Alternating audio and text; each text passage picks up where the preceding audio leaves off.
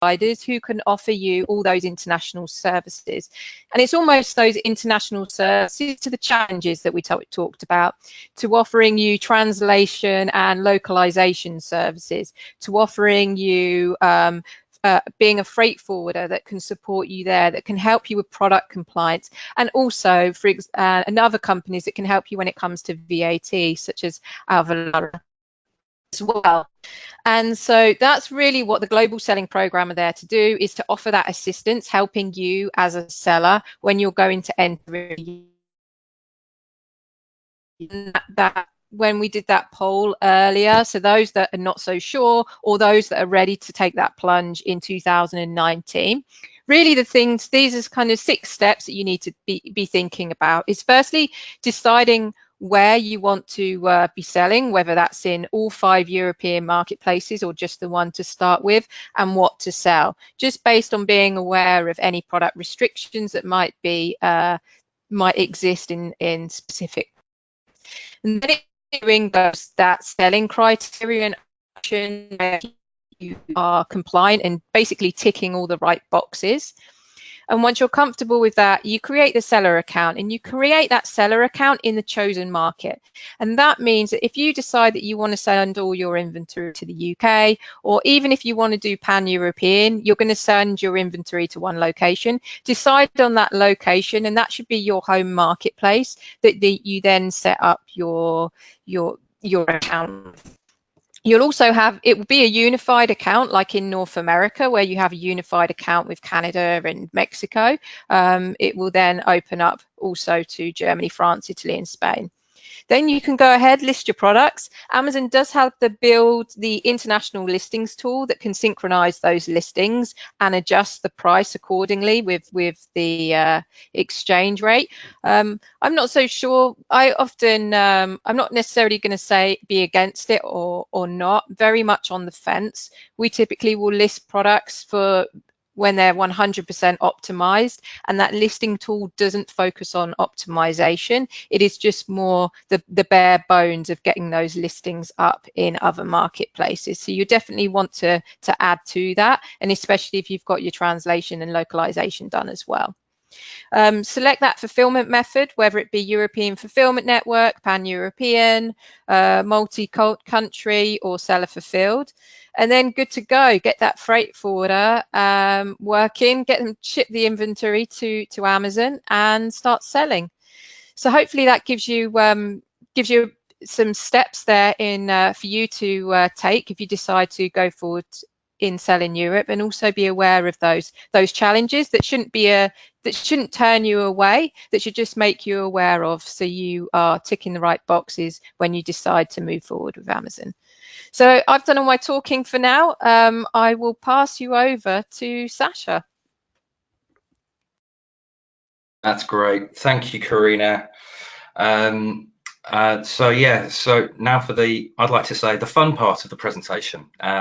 A little rundown on some of the tax implications of some of the different models that Karina was talking about, and really, you know, just to give you all a little bit of information to make sure that you're armed with the right data when you're considering coming over to Europe, or if you're already over here, just maybe some information to make sure that you're doing things compliantly. So if you could just move on to the next slide, please. Okay, so a little bit of history. You know, VAT it's an indirect tax, so it's similar to sales tax in a lot of ways. It's levied on the sale of goods and services, and it's actually been around a while. It's been around since 1954, and it's now, you know, in over 140 countries. So it's quite a widely used method of acquiring tax revenues. And really, it puts the emphasis on companies to be gathering and collecting this tax on behalf of tax authorities. So it's highly efficient, and it differs in a little way to sales tax, and because VAT is added at every stage of the supply chain. So VAT is, you know, it's a value-added tax. It's We call it VAT or VAT.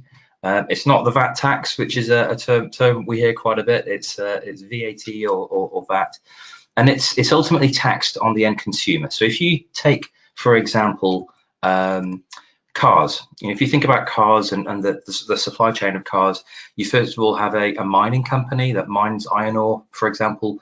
That iron ore is then sold to a steel mill. They create the steel. That steel mill then sells the steel to car manufacturers. Car manufacturers then sell the cars to car dealers, and car dealers sell to individuals.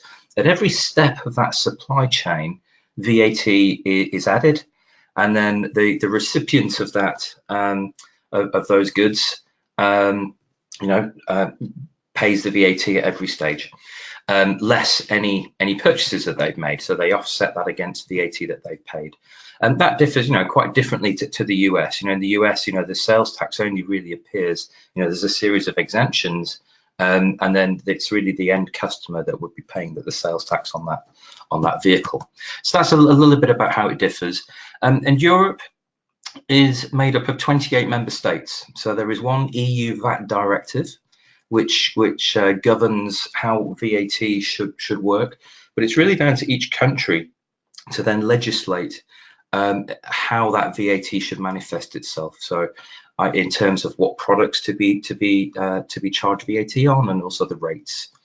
So, if you could move on to the next slide, please.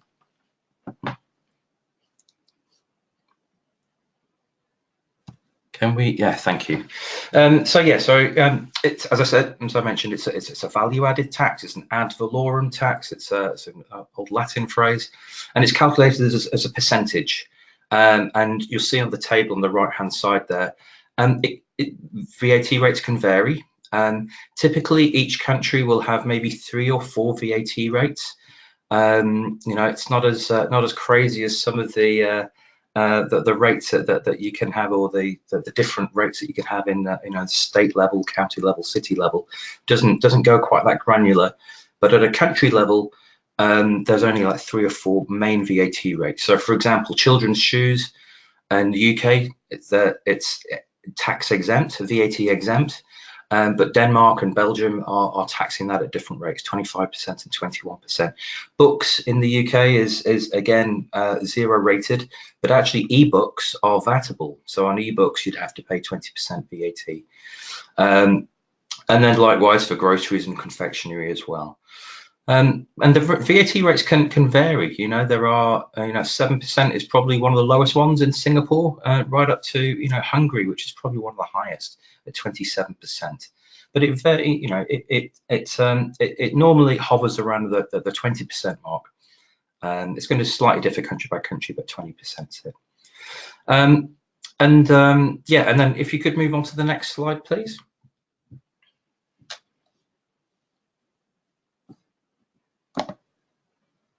Thank you. So, I've just lost it. Bear with me. So, in terms of when you should consider registering for VAT, there are some scenarios that Karina mentioned earlier, and I'll try and link them back to this. So, some of you, I think 24% of you were saying that you're already selling in Europe. I assume some of you are already, physically here in terms of using FBA, but some of you might just be shipping individual items to European customs, so traveling from the US to UK. So if in that scenario, the VAT obligation really depends on who's the importer of record. So if the customer is the importer of record, then there's no need to register for VAT.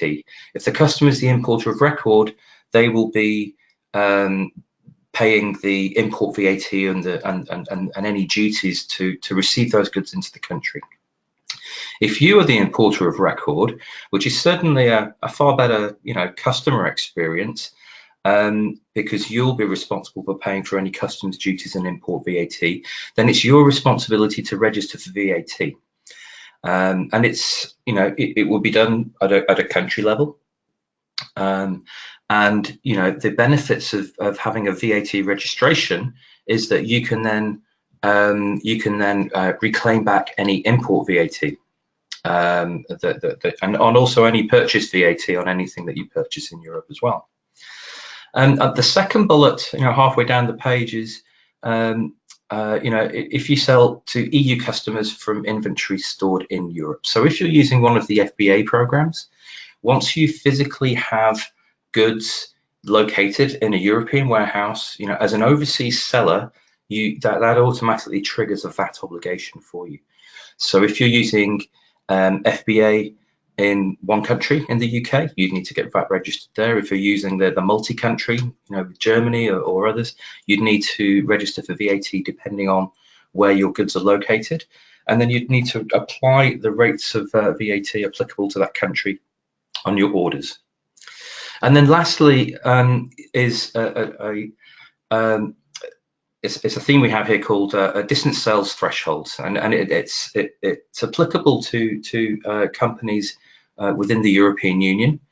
So if you have goods stored in one country, once you sell over a certain threshold into other countries, you then have a VAT obligation there as well. So we call these distance sales thresholds. They vary. It's mainly £35,000 per country, but in some countries it's a little bit higher. So in the UK it's 70,000, and in Germany and the Netherlands and Luxembourg it's actually £100,000. So something to think about is, not only just to think about where your goods are located, but you need to keep an eye on your sales thresholds, and obviously have a way of figuring out how much is being sold into different countries to then ensure that you are being VAT compliant. Could we move on to the next slide, please?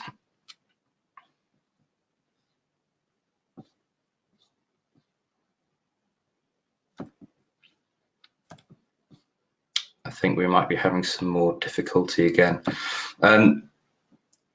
Let me flick to my backup slides. So in terms of the process for registering, what do you need to do? Well, it's similar to registering for sales tax. You need to fill out forms. You need to provide proof of identification. It'll be proof of identification of the person, proof of identification of the business as well. So letters of incorporation, memorandums, passports, driver's license, typical documents. And the time it takes to register varies. Like the US, some countries like Germany, the UK, they're probably a bit quicker. It might take up to 2 weeks.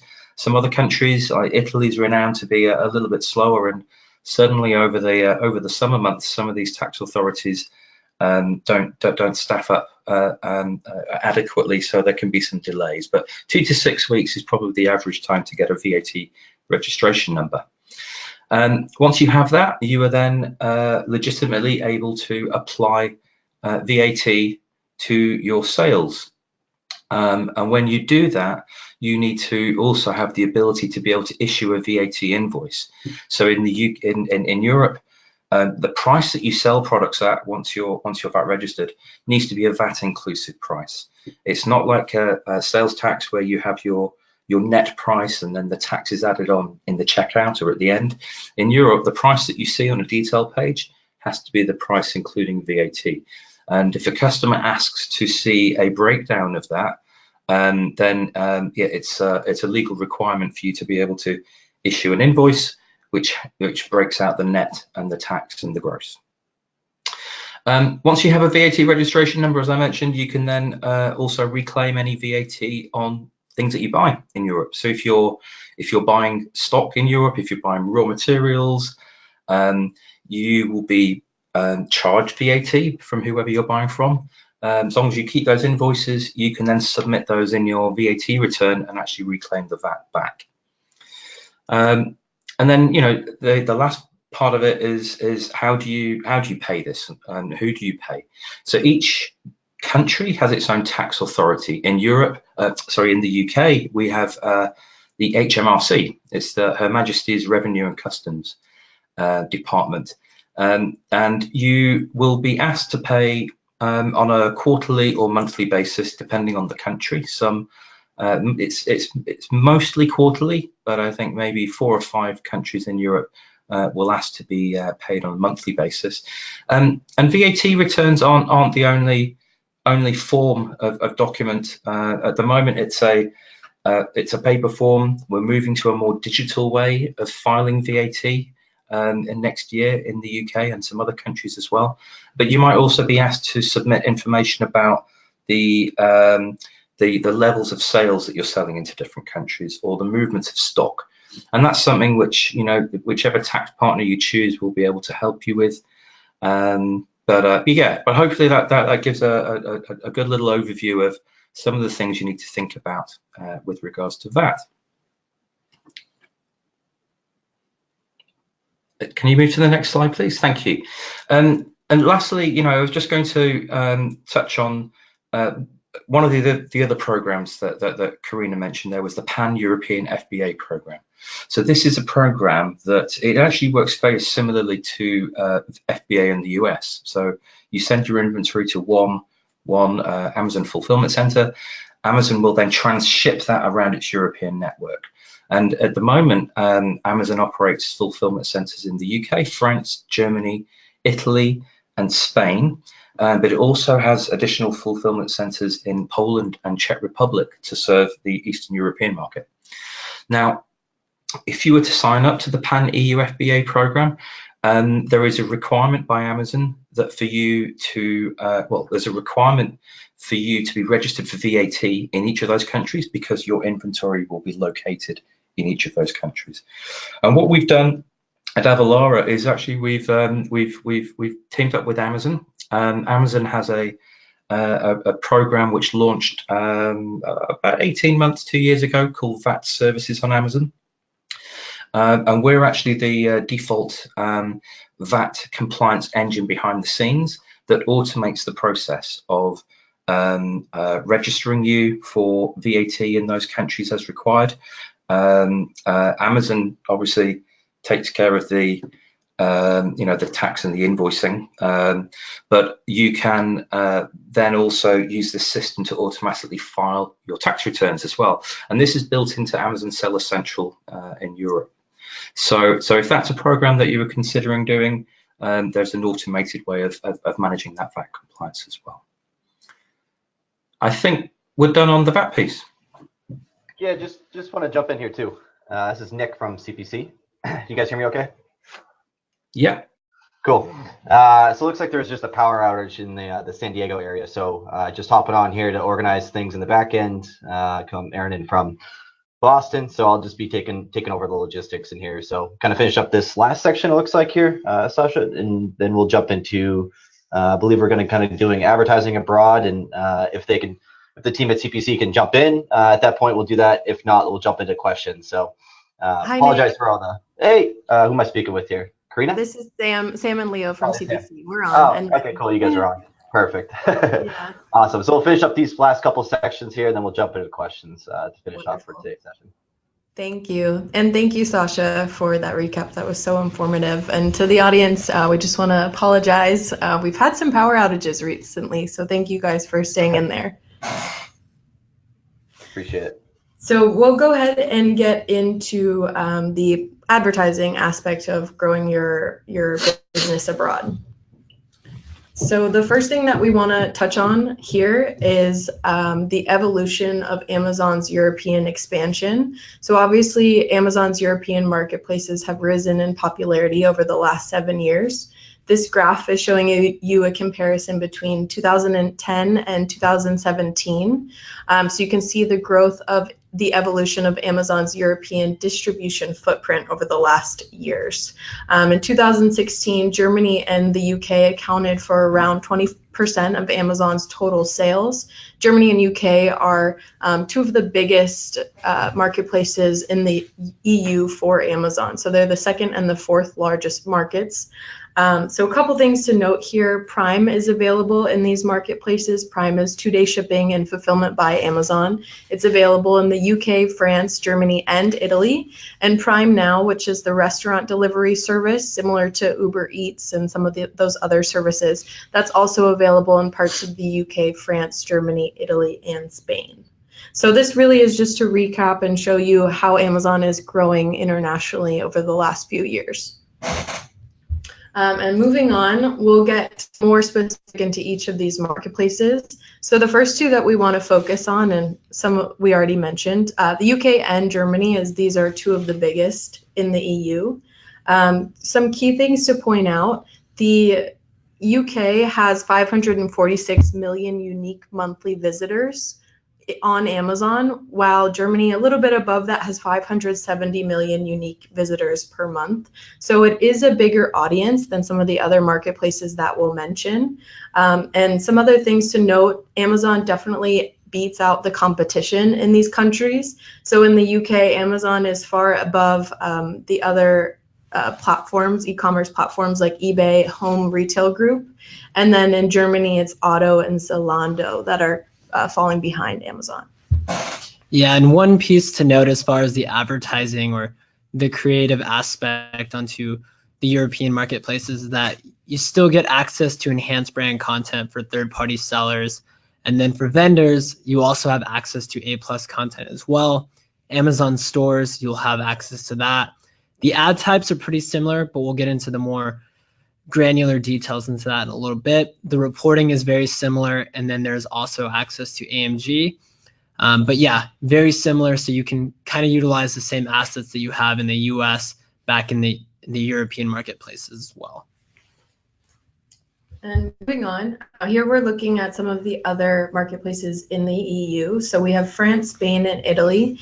These are definitely not as big of marketplaces in terms of users on the site compared to Germany and the UK, but it is, they are important to consider if you're looking for that holistic EU approach, similar to what Karina mentioned previously.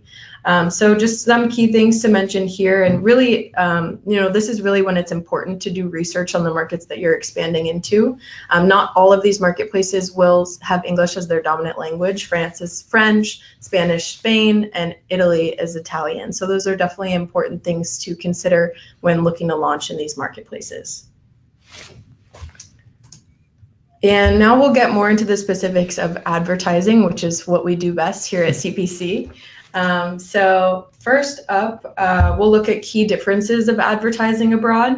So again, really important that you guys are doing research when you're looking into which marketplaces to expand into. It's essential to know that there is demand for the specific products that you're trying to launch. You want to make sure that there is active searches and there's a large amount of search volume for those specific products. So that can be easy to check just by going on those Amazon.de.uk just to figure out and search for those products. One thing I want to point out on this slide is the images on the right-hand side. So we're looking at a comparison of men's vitamins, that specific search term, on the UK and then in the US. So you can see the vast differences between the exact volume and the broad match volume for that keyword, as well as competing products. So the UK does have less than half of the products that the US does for men's vitamins. So again, really important to make sure that there's demand, there's searches for your product before you're launching. Another important aspect is your CPCs, your cost per click. So obviously there's less competition, as you can see in this slide. So CPCs will be a little bit lower, but again, that's important to do research on. It will definitely vary by product and by category. Yeah, and one thing to note as well is what we like to tell our clients at CPC is just because the UK is the biggest marketplace or Germany is the second biggest in the European marketplace doesn't mean that your specific product that you sell has demand in that marketplace. For example, if you're using any third-party tool to see how much search volume there is, you may not have as much search volume for a watch in the UK versus Germany. So definitely do some research beyond just how big the marketplace is and make it very specific to the product that you're selling. Another component is keywords, the keywords that you're going to start to advertise against. Doing research on what's the best keywords that is relative to the marketplace that I'm selling in. So in the UK, certain keywords are different, same as Germany, but we'll get into that in a little bit. But finally, the ad types. There are certain ad types that have just become available, and if you haven't gotten access to this, you will. So PATs, or product attribute targeting, enhanced automatic targeting, EATS, display product ads, and self-service DSP. Those right now are currently not available. Yeah, and just to add on there, typically Amazon launches these newer ad types in the US as a beta, and then we'll slowly roll them out into other EU marketplaces, typically starting with the UK and Germany. So just important things to keep in mind. So your advertising checklist. I always like to talk about how important content it is. So before even getting into your advertising, you need to make sure that you have a unique product detail page experience relative to the country that you're selling in. So I always like to tell people is ask yourself, is your listing optimized for, say you're selling in the UK, is it optimized for the UK audience? Vice versa, is it optimized for Spain or Germany? So it's really important to make sure that from your bullets, your images, your enhanced brand content, your product description, it integrates with the language that is speaking to that audience. Also is really important is your ad copy. It's really important that if you're using in your sponsored brands or your product display ads, that is very specific to the audience that you're targeting. So make sure to test different ad copy that is using relative language to that country. And then you can also utilize some of the English language as well, because there's obviously there's English people speaking in those countries as well. And then competitors, the competitors that you have in the US are going to be likely different in any part of Europe as well. So do research on who are your top competitors in the European marketplace as well. And you can utilize third-party tools as well to see which are my top competitors for a given keyword.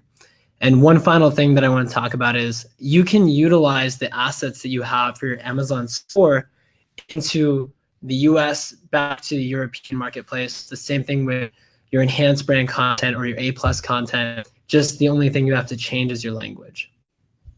Yep. And then getting specific into keyword data. So obviously this is extremely important. These are the keywords that you're bidding on and potentially making sales on in the marketplace. So branching out into a new market can be difficult, especially if there is that language barrier. So any other marketplace outside of the UK, what we recommend is setting up auto campaigns to harvest keywords in that native language. If you have access to a native speaker, that's fantastic. Not all of us do. Another thing that you can also use is a third-party tool called Helium 10. This can help with getting keyword data in other languages outside of English. Something that we do for clients when expanding is reviewing search term reports from the US and potentially carrying over high volume keywords for campaigns and your content as you're first starting out. And then you can, of course, make adjustments and tweak things as you progress in that marketplace. As I mentioned, keyword research, extremely important. You want to make sure that there's demand, active searches, and there's actually people looking for your product. So you want to find the right keywords to bid on to really, start off on the right foot in this new marketplace. Helium 10 is a great place to start if you don't have someone that can speak German, French, Spanish, Italian, etc. And then the last and probably most important is just being mindful of the differences in linguistics. My favorite example is of pants, a pair of men's pants. In other countries, they're not necessarily called pants. They could be called chinos or trousers. So these are just important things to keep in mind as you start to create those manual campaigns and use any of these words for ad copy in your advertising efforts. Awesome. Great. Thank you so much for wrapping up this advertising tip, Sam.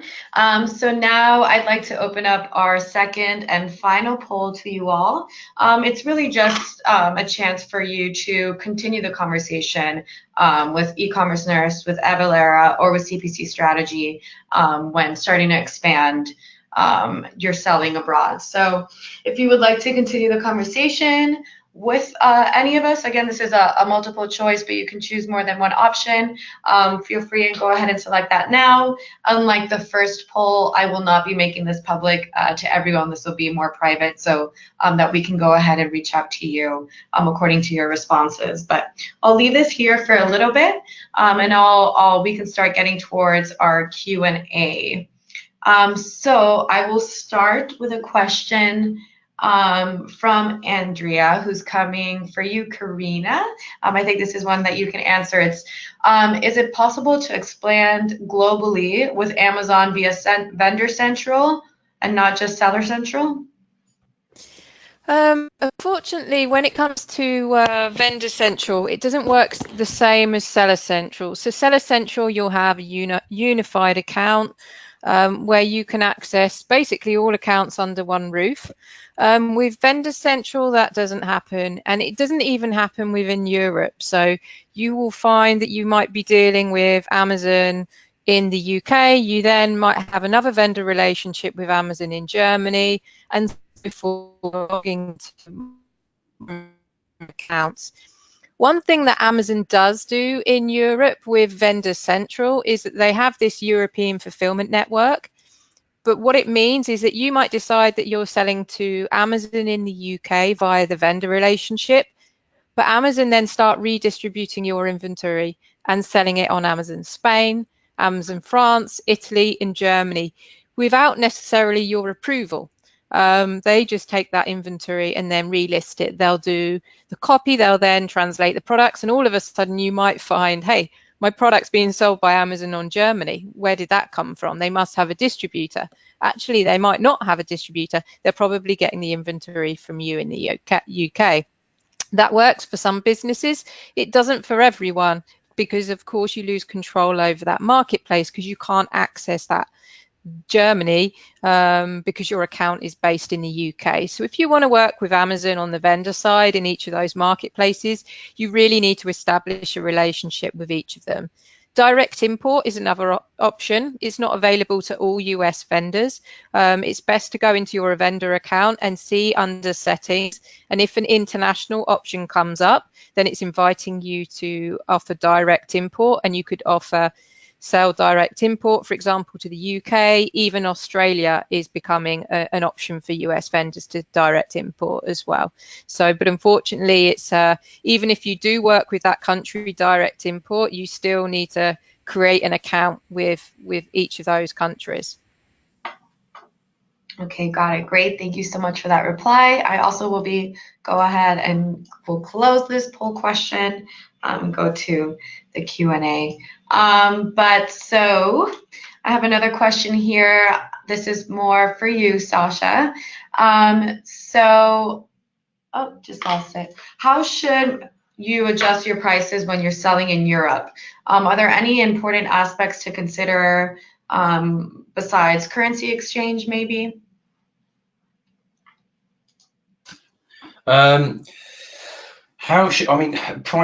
Pricing strategy is obviously a key part of your along with logistics, along with the tax, along with product compliance. You need to make sure that you're pricing your goods adequately. So obviously research, do a lot of research. Look at the price points of similar items that are being sold, and make sure that you're not pricing yourself out of the market first of all.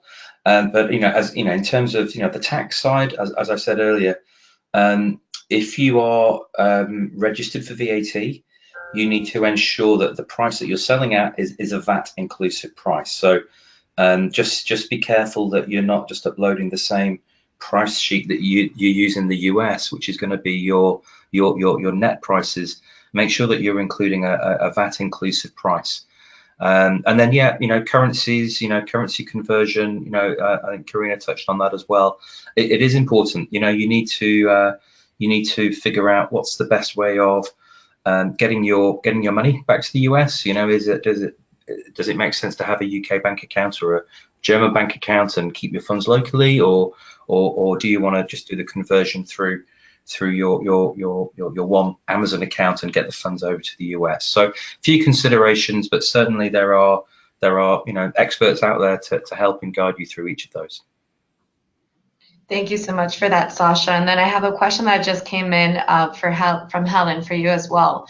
So she just started selling in the EU with Pan-European. So she needs VAT in all the marketplaces. And she's wondering if Avalara can handle tax issue with all of these different marketplaces. Yes, yes. So for Pan EU FBA, correct. You need to be VAT registered in the 7 countries.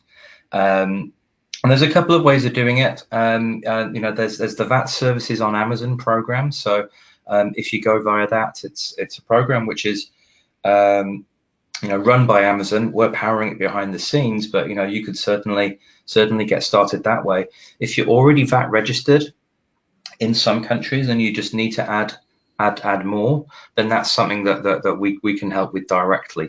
So you know, by all means, go you know, come to the Avalara website. I'm sure you know, our contact details will be made available. You'd be more than happy to get in touch with me directly, and also have a look at the handout. There's a handout on here on the VAT side, which is a really informative guide to all things VAT. It'll tell you everything you've ever wanted to know, and a lot of other things you never even knew you needed to know. But it will probably answer quite a few questions and you know, fill in some gaps where that I may have left. Hope that helps. Yes, I'm sure it does. And yes, there is an international VAT for dummies handout here that are actually very extensive. So I think it would be a great tool for you all to download.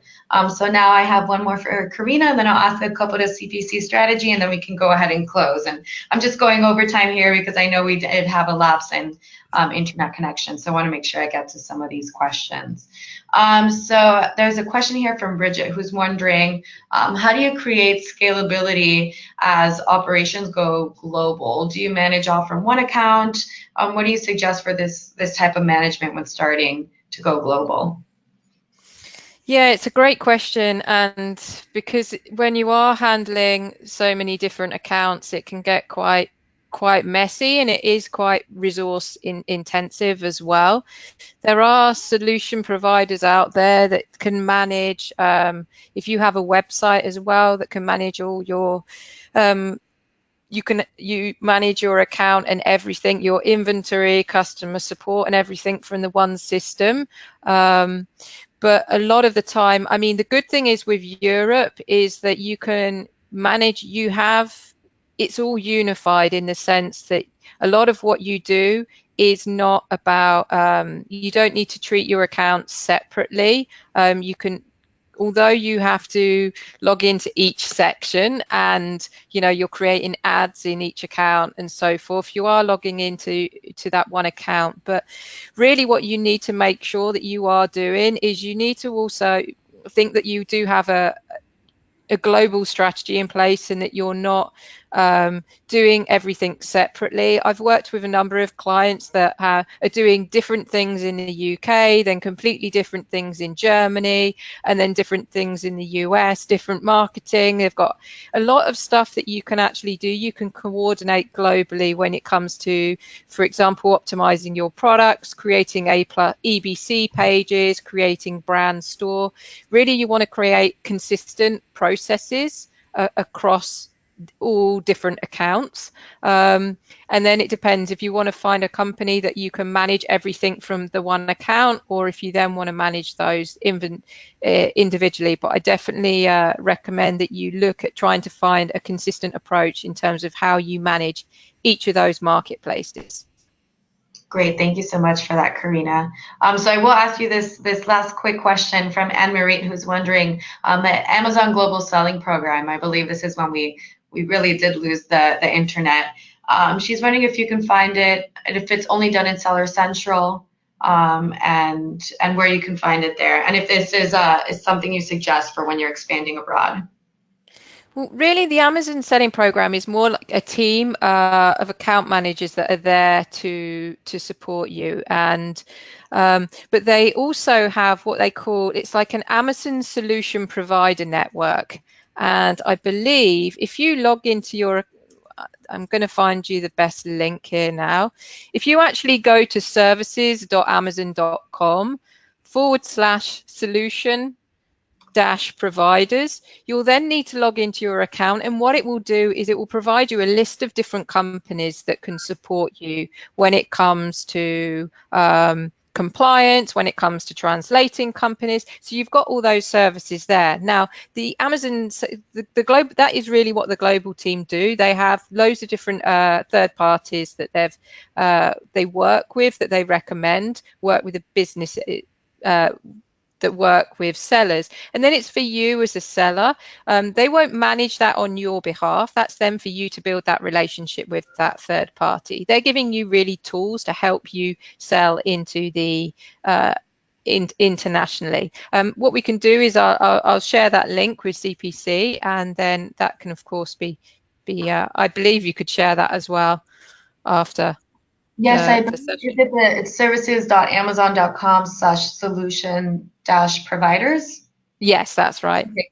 I went ahead and sent that all to everyone. If you open the question tab, you'll find that link Karina was mentioning just there. Perfect. Thanks, Karina. Okay, so CPC, now your turn. I have a question here from Maya, who's wondering on the best ways to determine search volume for a given term in a given country.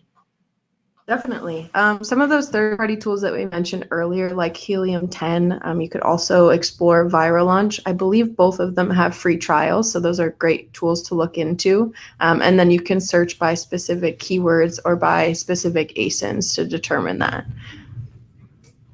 Great, thank you so much. And I believe you had some screenshots there in a slide that kind of showed that search volume of the men's vitamins, right? Yes. That was from Helium 10. Yes, great. So we will be, again, sending out the session slides and recordings, so you can always refer back to see how that Helium 10 works. Or, of course, you could just give it a shot and go ahead and do some research on it as well.